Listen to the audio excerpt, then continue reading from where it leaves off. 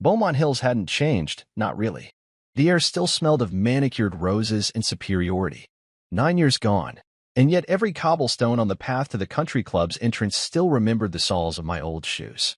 Maybe that's why I didn't hesitate when I stepped out of the black car and adjusted my cufflinks. My name wasn't on the guest list. I knew that the moment I opened the email invitation I was never meant to receive. But this wasn't about courtesy. It wasn't even about closure. It was about showing them I still existed.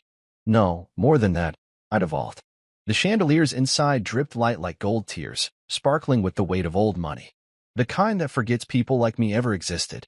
I wasn't supposed to be in that room, but I walked in like it belonged to me anyway. I felt the music roll over me, the polite laughter, the hiss of expensive champagne being poured into thinner-than-air flutes. My shoes clicked against marble that cost more than my first apartment, but I didn't blink. If anything, I smiled. The moment was cinematic. And in every good film, there's always that beat of silence before the crowd notices something or someone. That beat ended when Claudia Whitmore's ice-chipped voice sliced through the air. Her posture, upright and proud, snapped like a bowstring as her eyes found me. The conversation around her paused. Champagne flutes stilled mid-air. "Why is this failure here?" she demanded, her words not even whispered, not even cloaked in the passive aggression this crowd was so known for. "No," she said it aloud. Proud. Cruel. And, honestly, expected. She looked exactly the same, stiff shoulders, pearls wound around her throat like a leash she gave herself permission to wear. I didn't flinch. Then came Juliet. My ex-wife stood near the marble bar, laughing with a circle of women whose perfume smelled like designer guilt and whose heels clicked like judgment. She turned slowly, graceful as ever, and let her eyes skim me with the same disinterest you'd give to a fly on your wine glass. "You're not on the guest list," she said, voice honeyed and sharp. There she was, Juliet Whitmore. Once my wife, now a stranger wrapped in sequins and smirks. Her dress glittered like it had something to prove. I remembered when I used to unzip those dresses, back when she still laughed with her eyes and called my name in the dark like it meant something. Now? Her eyes barely moved as she dismissed me. That should have been the end. They expected me to turn around, to leave, to shrink like a good ex-husband and disappear into whatever they imagined a failure, like me did after the credits rolled. But I didn't move. I didn't raise my voice. I didn't beg for dignity. I smiled. Slow. Sharp. The kind of smile you give someone right before the storm begins. "That's the thing about ghosts," I said, my voice low enough that only the nearest tables could hear, but loud enough for the echo to carry. "We show up when the house is still haunted." And I watched it land. The words curled around Claudia's throat. Juliet's gaze didn't waver, but her fingers twitched ever so slightly around the stem of her glass. Her friends whispered behind manicured hands. The music kept playing, but it felt quieter somehow, as if the room itself was tilting toward the tension like iron toward a magnet. I didn't stay long after that. I didn't need to. I walked the length of that ballroom like a man walking through a museum of his own past. Everything was just as I remembered. Gilded frames, oil paintings of donors with empty eyes. A world that once decided I wasn't worthy, that once spat me out like gum under a shoe. But the difference? This time, I wasn't here to beg for re-entry. I was here to remind them that I never left. As I reached the exit, someone muttered, "Was that Silas?" Silas Whitmore. The name still sounded strange on other people's tongues. I kept it, legally, not because I needed their name, but because I wanted it on every document, every news article, every plaque that bore my work. Let them see it and remember that I was the man they tried to erase. Outside, the air was crisp. The valet blinked at me, clearly not recognizing the man standing in a custom-tailored suit with the jaw of someone who'd rebuilt himself. "Car for Silas Whitmore," I said evenly. As he sprinted off, I let myself look back at the club just once. Not in longing, but in warning. I had returned. And this time, I wasn't coming empty-handed. They like to rewrite history in places like Beaumont Hills. Polished lies, subtle omissions, memories scrubbed clean with money and influence. But I remember everything. I wasn't always an outsider. Once, I stood at the center of that world, Juliet's world. Her husband, her partner, her so-called equal. I was the man who held her shaking hands when her first boutique opened, and the one who stayed up nights balancing her books when her dream felt like a nightmare. I sketched her storefront on the back of a napkin at a diner we couldn't afford. poured sweat and ideas into turning her fashion fantasies into a brand the Whitmores could finally brag about. But I was never really family. Not to them. They treated me like a novelty at first. The architect from East Side Ridge, gritty, humble, tragically gifted. Something to show off at galas when diversity became trendy. Gregory Whitmore once told a friend I was Juliet's project with potential. That should have been the first red flag. Instead, I smiled through every backhanded compliment, convinced love would make the difference. It didn't. It started unraveling slowly. Little things. Claudia correcting my grammar in front of donors. Juliet laughing too hard when I mispronounced the name of a French designer. Her father recommending I take fewer meetings, focus more on being supportive. Then came that night, a Whitmore family dinner. White linen, long crystal glasses, conversation sharp enough to draw blood. Juliet wore this red dress that hugged her like it had been stitched by devotion itself. I remember watching her laugh at something her cousin said, her eyes flitting to mine, and I thought, maybe we were still okay. But halfway through dessert, I saw Claudia whisper something into Gregory's ear. He nodded once, expression unreadable. The table kept chatting, smiling, toasting. I had no idea that while I was eating their creme brulee, they were finalizing my eviction. I came home that night, stomach full but chest tight. Something felt wrong. The porch light wasn't on. The door was locked. At first, I thought it was a mistake. Wrong key, faulty lock. I tried again. Then again. My key wouldn't turn. I knocked. No answer. I circled to the back, where we used to sneak out to the garden with wine and stolen kisses, and found 2 suitcases waiting on the porch bench. Mine. Lined up like a goodbye. My phone buzzed. Juliet. No explanation. No apology. Just 4 words. You'll land on your feet. I stared at the screen, heart pounding, mind racing. I called her. She didn't pick up. Minutes later, Gregory pulled up in his black Jaguar. Stepped out with that corporate calm he wore like armor. No tie, just power and entitlement rolled into one. This is for the best, he said, like he was doing me a favor. You'll thank us later. Then he left. And that was it. No confrontation. No tears. Just an unspoken decision made over brandy and privilege. I remember sitting beside my suitcases under that cold porch light. The silence louder than any scream. I stared at that door, our door, wondering how love could be that quiet when it ended. They didn't just break up with me. They deleted me. In the weeks that followed, I disappeared from the website of Juliet's boutique. My bio gone. My sketches replaced. Even my photos at store openings vanished. It was like I'd never existed. People we used to call friends stopped answering my calls. Texts went unread. Social invites vanished. I tried to sleep in my car the first night. I told myself it was temporary. By the 3rd night, the lie cracked. I moved onto a friend's couch, Terrence, one of the few who didn't disappear with the rest. I owe him more than he knows. I'd walk through the city in those days with nothing but a sketch pad and a numbness in my chest.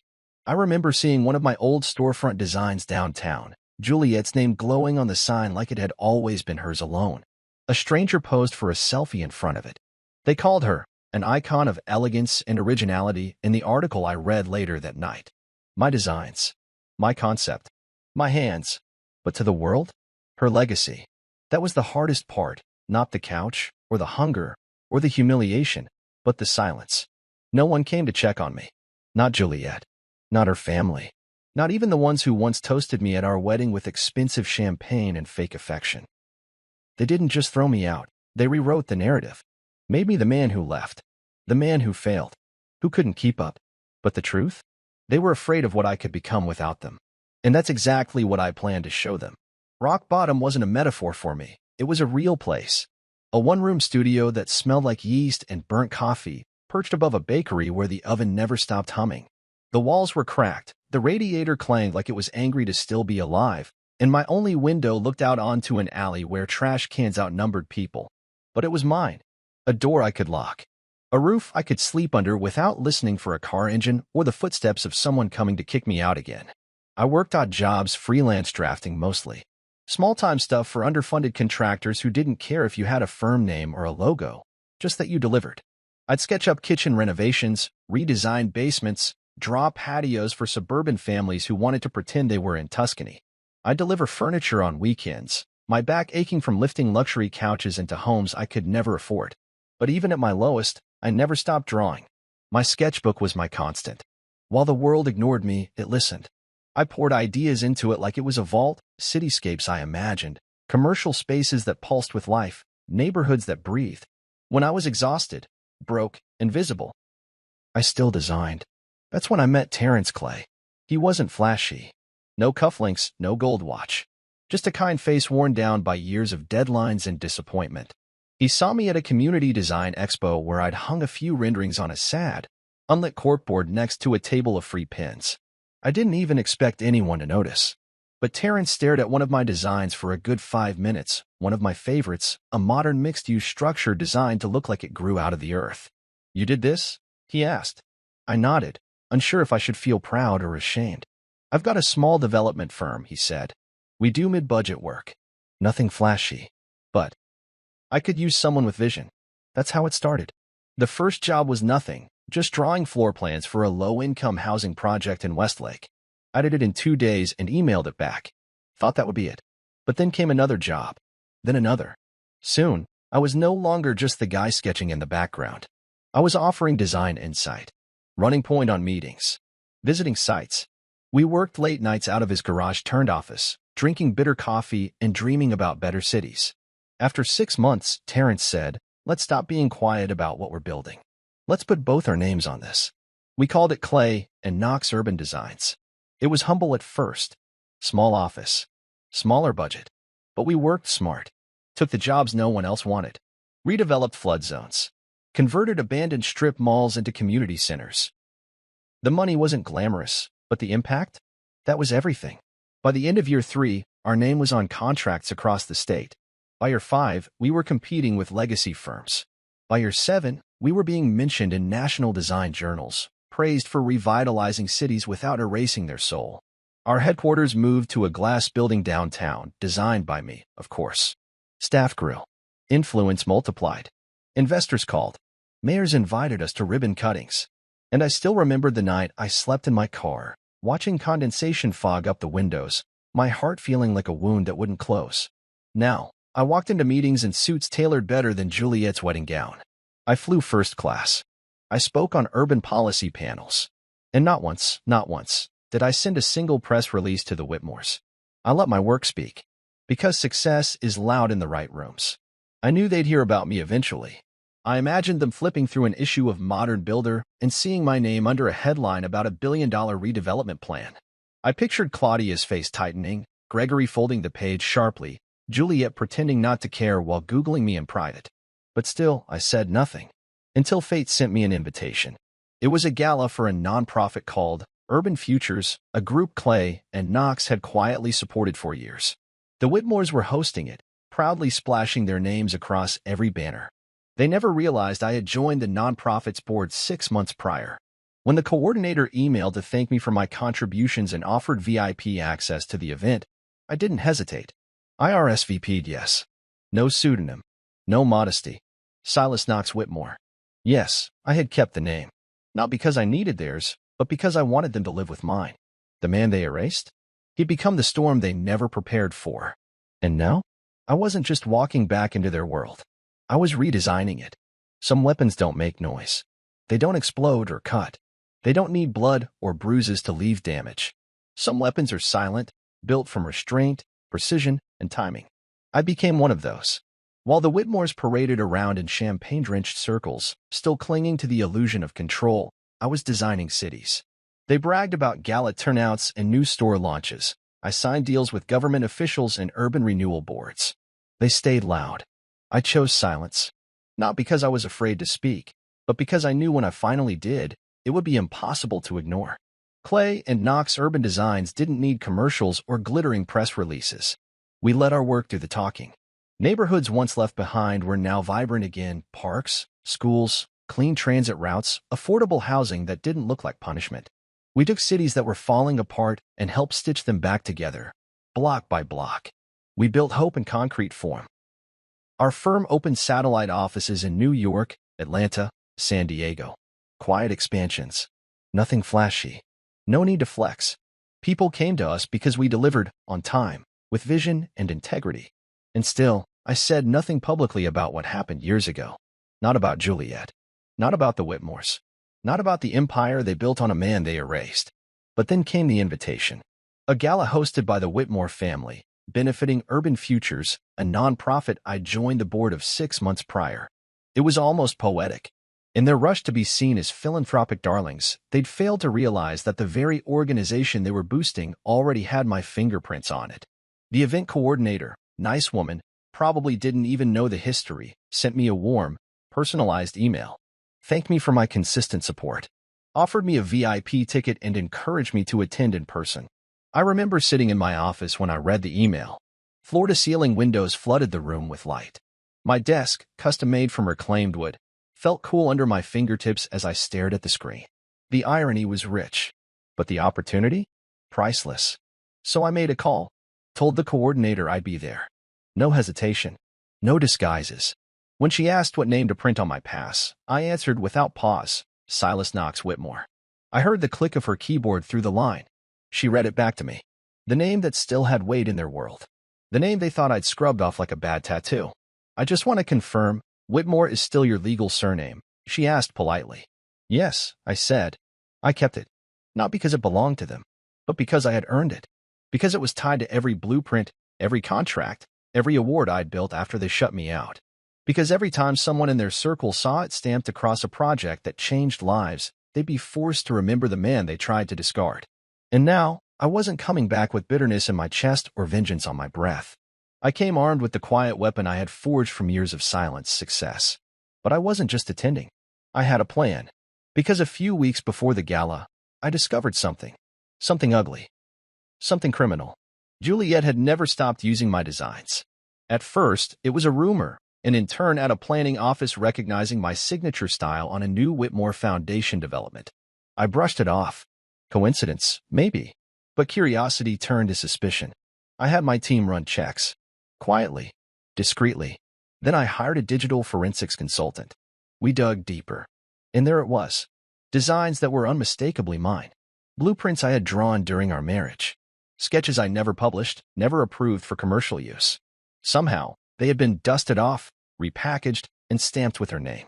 Worse, federal grant applications had been filed using credentials that traced back to my old login info.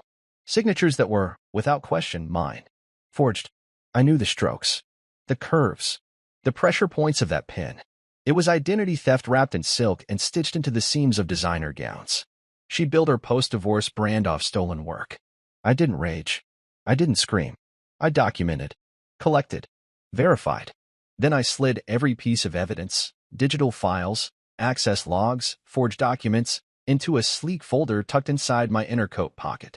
I wasn't attending that gala for theatrics. I was going with purpose. This wasn't a grand reveal fueled by bitterness.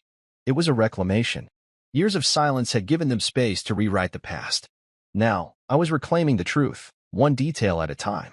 And I would do it not with chaos, but with clarity, with proof.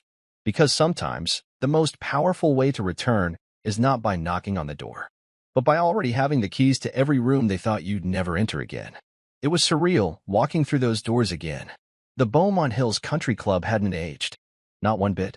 The marble floors still shone like polished bone, the orchids still too pristine to be real. Even the air held that same sterile perfume of wealth and preservation, like nothing had ever gone wrong here. But this time, I walked in differently. I didn't slouch. I didn't skim the room like I didn't belong. I knew exactly who I was now, and I made sure every step said so. The concierge greeted me without question. "Welcome, Mr. Whitmore," he said, checking the list and handing me a silver-trimmed pass. The irony clung to the corners of my mouth like a laugh I hadn't quite released. They had to print that name again. Swallow it. Announce it. Embrace it. I made my way toward the ballroom, my eyes gliding across the crowd already gathering jewels, tailored tuxedos, gowns stitched tighter than truths. The room glittered with money, the kind that never needed to ask questions, only make statements. And tonight, my presence was a statement. Every detail of my appearance was calculated. Charcoal suit, matte black tie, cufflinks shaped like drafting tools, a wink to who I was before they tried to erase me. But I didn't walk in looking for a spotlight. I didn't need it. The moment Claudia Whitmore saw me, the reaction did all the work. She froze. It was beautiful, how her grip on her champagne flute tightened just a little, the way her mouth parted slightly but no words came out yet. Her eyes scanned the room, as if she were looking for a staff member to blame for this breach of exclusivity. "Why is this failure here?" she finally hissed, loud enough for the nearby tables to turn their heads. There it was. That contempt. That certainty that the wall she built would always keep people like me out. But I wasn't rattled. I had walked through fire and rebuilt myself brick by brick with those same flames. Her words didn't slice anymore. They skimmed off the armor I'd forged in silence. Juliet stood just a few feet behind her mother, near the display of donated auction items. Silver shimmered down her body like liquid moonlight. She looked like everything I once fought to protect, and now wouldn't take back if offered. Her friends, the same circle of manicured vultures who once laughed at my middle-class background, fluttered around her like jeweled moths. Juliet glanced at me. No shock, no warmth. Just a smirk, smooth and practiced. "You're not on the guest list," she said, just loud enough for nearby ears. And for a moment, I almost pitied her, because she had no idea how much that sentence revealed about her. About the house of mirrors she still lived in. About the way she still thought she could dismiss a man with a sentence. I didn't react immediately. I just stared at her, then let my lips curl. "Strange," I said evenly, considering I helped fund this event. And just like that, the room tilted. Heads turned. I shifted. The whispering started before I even finished the sentence. A few people lowered their drinks. Some actually looked at their programs, maybe scanning the donor list. Claudia's flute trembled in her hand. Her painted lips thinned to a single line. Juliet's smirk didn't vanish, but it faltered. Her mouth twitched, unsure whether to laugh it off or ask for confirmation. "I'm on the Urban Futures Board," I added, my voice calm, unbothered. "And I've been one of the major contributors for the past 6 months." Now the whispers were louder. Someone said my name aloud, Silas Whitmore. The words floated above the jazz music like a dart through a balloon. Claudia recovered first. Always the seasoned social strategist. "Well," she said, voice clipped, "I suppose they let anyone donate these days." "Apparently so," I said, meeting her eyes. "But some donors also know how to read architectural blueprints." That landed. I watched her eyes narrow, the line between her brows deepen. She didn't know what I meant, but she could tell I did. Juliet stepped closer. "Are you here to cause a scene?" she asked, her tone dropping lower. There was something in her eyes now, not fear, but uncertainty. Like a chess player realizing too late that a piece was already lost 5 moves ago. "No," I replied. "I'm here to support urban revitalization." And then I walked away. I didn't need a confrontation. I didn't need applause. All I needed was that moment, the one where they realized I wasn't just some uninvited guest crashing their glittering castle. I was the man they tried to bury, and I'd come back as the architect of their reckoning. Revenge isn't always rage and theatrics. Sometimes, it's careful calculation, sharpened in silence. A slow breath before the blow. The moment I stepped into that ballroom, I wasn't improvising. I wasn't reacting. I was executing a blueprint, one I'd been drafting the moment I discovered what Juliet had done. I'd been sipping coffee one morning in my office, an article open on my tablet, a headline boasting the Whitmore Foundation's innovative designs for a new affordable housing development. The render was clean, modern, efficient, and heartbreakingly familiar. I zoomed in on the structure, and my chest tightened. It was mine. Every line, every dimension. Even the sunsplit atrium that I had sketched years ago during a sleepless night on a mattress too thin to support resentment. I remembered that design. I remembered the way I had visualized natural light bringing hope to neglected neighborhoods. Now it was being credited to her. I spent the rest of that week digging. First out of disbelief, then out of necessity. Juliet hadn't just reused one blueprint. There were multiple, stamped under her brand, dressed up in her company's pastel colors. She had rebranded my work, erased my initials, and signed her name where mine had been. Worse, she'd used them to apply for federal tax credits. Claimed grants I didn't even know existed. And those signatures? Identical to mine. I knew because I'd spent enough nights watching the way my own hand moved over paper. I'd trained that signature into muscle memory. The flourish of the S, the slight upward curl of the X in Knox. It was mine. And yet there it was, forged flawlessly. I didn't scream. I didn't call. I didn't go online to post cryptic threats. I assembled a team. Digital forensics. Legal advisors. A retired IRS consultant who owed me a favor. I wanted evidence, undeniable, time-stamped, and airtight. And they delivered. A folder full of it. Blueprints dated and compared. Metadata proving the files originated from my old drives. logins tied to my accounts, IP addresses that trace back to devices registered in Juliet's name, even email correspondence where her assistant had referred to cleaning up Silas's watermarks. When I saw that line casual, dismissive, I didn't feel anger. I felt clarity. They didn't just try to erase me. They were still doing it. So I slipped every document into a slim black folder, tucked it inside the inner lining of my suit coat. It lay there like a heartbeat as I moved through the gala, smiling at donors, shaking hands, letting the illusion of civility stretch just a little longer. Because I wasn't here to scream. I wasn't here to beg for what was mine. I was here to reclaim it. I watched Juliet work the room with the confidence of a woman who'd never been told no. Her laugh was light, her posture elegant. Every smile she offered was precision-engineered for charm.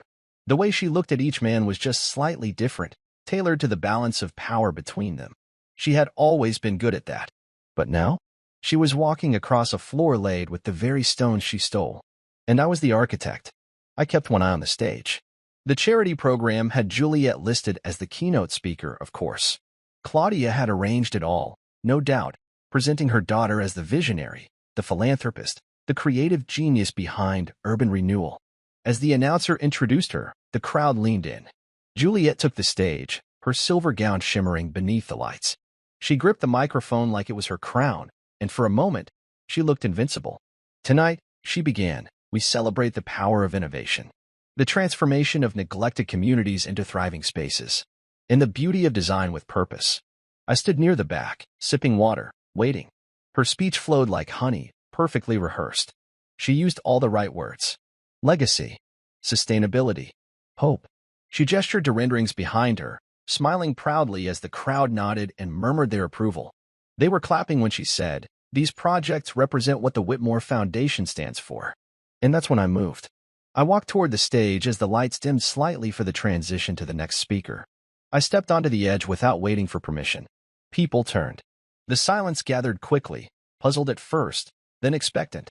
Juliet blinked at me, confused, annoyed. I took the mic. "Ladies and gentlemen," I said, my voice steady, "my name is Silas Knox Whitmore, co-founder of Clay and Knox Urban Designs." The pause after my name was thick with recognition.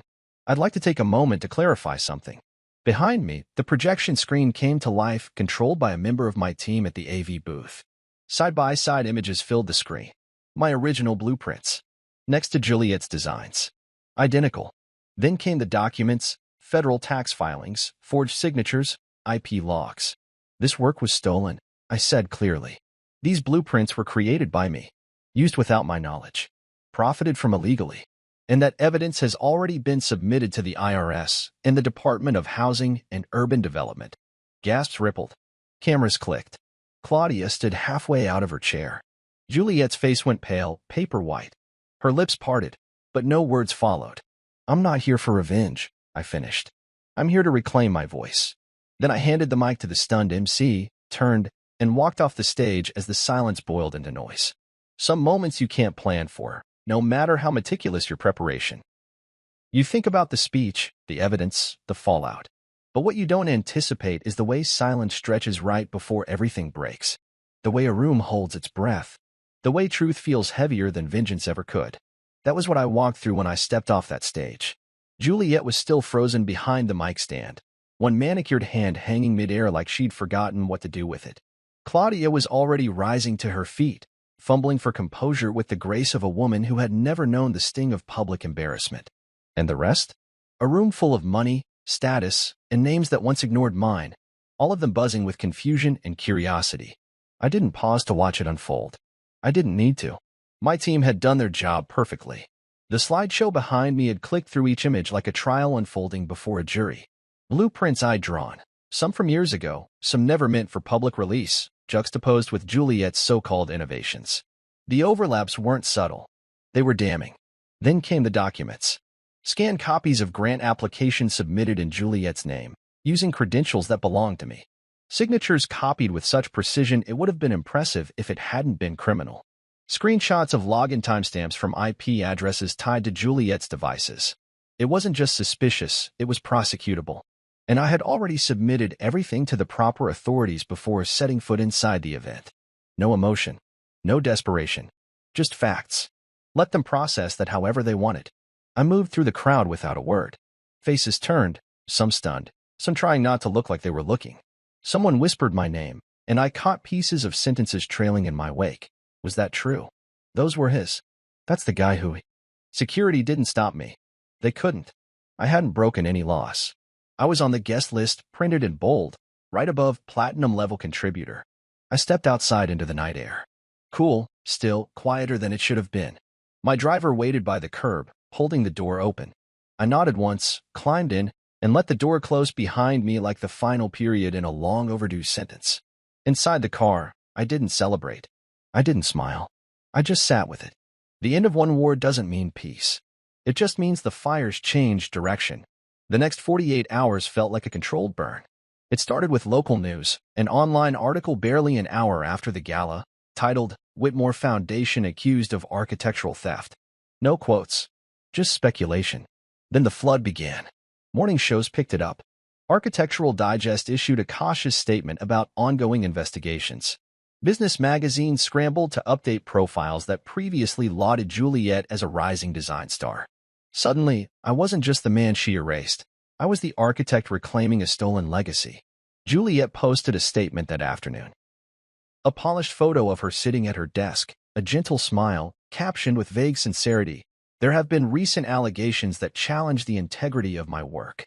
I take them seriously and have begun a thorough internal review. Internal review. Like that would erase a decade of theft. Claudia went quiet. Completely. Not even a lawyered-up soundbite. Her name stopped appearing in the social columns. The woman who once hosted charity balls for sports suddenly disappeared into silence. And me? I didn't respond to interview requests. I didn't tweet, didn't gloat. I let the noise swirl around me while I remained still. Instead, I went to work. Not at Clay and Knox, my partners handled day-to-day operations while I focused on what came next. We launched Second Draft, a foundation for underrepresented architects and designers, focused on legal protections, IP education, and community mentorship. I've been planning it for months, but now the timing was perfect. We announced our board, 10 members, diverse, talented, resilient. Not a single Whitmore among them. My inbox overflowed. Messages from young designers, independent contractors, artists who had been bullied or stolen from or silenced. They wrote things like, "Thank you," and "Now I know I'm not crazy," and "They tried to erase me too." That mattered more than any headline. I didn't set out to be a hero. I wasn't interested in the spotlight, but I did believe in justice, and in the right of every creator to claim their work. That week, Clay and Knox stock rose by 17%. Investors called. Partners doubled down. Meanwhile, Whitmore properties plummeted. Sponsors pulled out of future events. Boutique deals vanished. But I didn't lift a finger to destroy them. They did it to themselves. All I did was tell the truth. And now the world was finally listening. I expected fallout. I expected backlash. What I didn't expect was how quiet the collapse would be.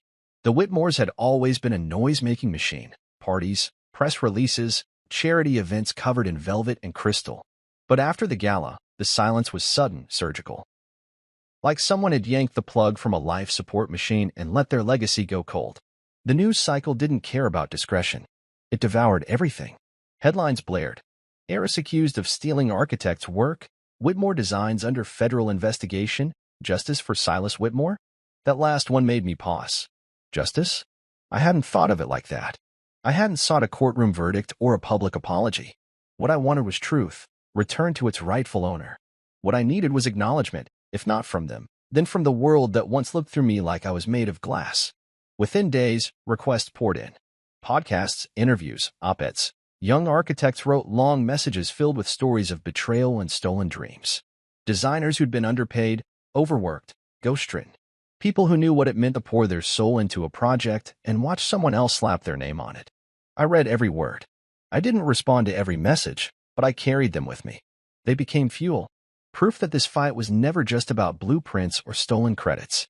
It was about every voice silenced for convenience. I didn't talk to Juliet. I didn't need to. Her silence online was loud enough. No apology, no denial, just a slowly vanishing presence from the design world she once ruled. Her company issued a bland statement about restructuring and internal reflection. They blamed a junior associate. I almost laughed when I read that, how quick they were to throw someone else under the bus, just like they had with me. But I didn't care who took the fall. I wasn't watching for punishment. I was watching for transformation. And that's when I knew it was time to launch the one thing I had built in the shadows, second draft. It had started as a scribble on a napkin during a red-eye flight. A half-formed idea I couldn't shake, a foundation dedicated to protecting independent designers. To give them tools I never had.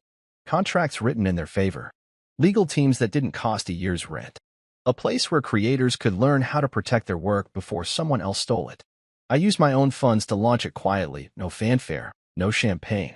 Just a simple post on the Clay and Knox website with a mission statement that read, "Second chances belong to those who never had a first one." We staffed it with people who'd lived the story, independent artists, whistleblower attorneys, IP experts who'd fought copyright wars and won. Our board was intentionally built from the forgotten. First-gen architects, immigrants, women, and men who'd been undermined, overlooked, and still chose to keep building. Within a week, we had our first 100 applicants. Within 2, that number tripled. People wanted help. More than that, they wanted someone to believe them. And I did. Because I had once been the guy with sketches in his backpack and no one to fight for him. The man locked out of his own home, erased from his own legacy. I knew what that ache felt like. I knew how betrayal didn't just steal your work, it made you question whether you were ever good enough to begin with. So I made myself available. Quietly. No stages, no interviews. Just a man with an open door. One morning, I walked into the second draft office, bare walls, minimal furniture, sunlight pouring in through bare windows, and found a handwritten letter on my desk. No return address. No email. Just a note in tight, anxious script. I was going to quit. I thought they won. But then I saw what you did. And now I'm sketching again. I sat with that note for a long time. That was the moment it hit me. This, not the revenge, not the fallout, not even the justice. This was the victory. That somewhere, someone picked up their pencil again. That someone who had nearly given up chose to stay in the fight. That was worth more than headlines or settlements or satisfaction. That was legacy. And in the silence that followed the storm, I could finally hear what mattered. It wasn't the applause. It was the quiet rustle of pages turning again, of creators sketching again, of voices rising, no longer asking permission to be seen. And I had helped build that, not from spite, but from blueprint. I hadn't planned to see her again. Not in person. Not like this. Weeks had passed since the gala. The headlines had cooled, the noise dialed down. Clay and Knox had signed 2 new contracts, one in Baltimore, the other in Portland. Second draft was steadily growing. I'd buried myself in purpose, kept my schedule packed enough that I wouldn't have to think about Juliet or Claudia or that fractured world I'd left behind. But fate has a sense of irony. It was a Saturday, early afternoon. I was speaking on a panel for a local civic design expo, nothing flashy, just community architects, students, and a few city planners gathered in a stuffy civic hall that smelled like old varnish and forgotten school projects. I liked it. No one here cared about designer labels or which foundation I'd embarrassed. They were builders of spaces of hope. I finished my talk on adaptive reuse and was browsing the student exhibits when I saw her. Juliet. She was standing near a display on sustainable mixed-use buildings, her hands folded awkwardly in front of her, her eyes scanning a blueprint that didn't belong to her. My breath caught, not from longing, not anymore, but from surprise. She looked different, smaller, not physically, but in presence. The shimmer, the untouchable glow she once wore like armor, was gone. Her hair was pulled into a neat ponytail, no diamonds at her ears, no entourage trailing behind her. Just her. Alone. For a moment, I wondered if she'd pretend not to see me. I turned to leave quietly, respectfully. I didn't need confrontation. I didn't need to rehash anything. But then she looked up. Silas, she said. Not with venom. Not with ice. Just soft. Almost hesitant. I stopped, exhaled slowly, and turned to face her. Juliet. We stood there for a beat, strangers stitched together by memory. The silence between us wasn't tense. It was tired. Like 2 people who had run through the same storm from opposite sides of the street. She stepped toward me. You didn't return my message, she said. I raised an eyebrow. Which one? Her lips twitched, embarrassed. I sent you an email after the gala. I didn't expect a reply. But I needed to say something.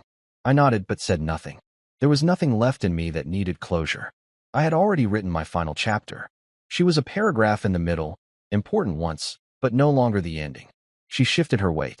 I came today to see the new talent, to remember what this used to feel like. Before it became a brand. I asked. I wasn't cruel, just honest. She winced, but didn't deny it. I got lost, she admitted. In the name. The expectations. My mother's voice in my head. She paused. I think somewhere along the way I stopped being a designer. I just became someone who managed impressions. I nodded again. I wasn't here to absolve her. That wasn't mine to give. I always envied the way you saw things, she said. Not just the buildings, but the people in them. The way you designed for someone, not around them. It was the closest she'd ever come to giving me credit. I studied her face, and for the first time in years, I didn't see the woman who locked me out of my own home. I saw someone older, humbled, a little broken maybe, the kind of broken that happens when the mirror cracks and no one is left to lie to you. I hope you find your way back to that version of yourself, I said. The one who used to dream out loud and sketch without fear. She swallowed, eyes shining. I'm trying.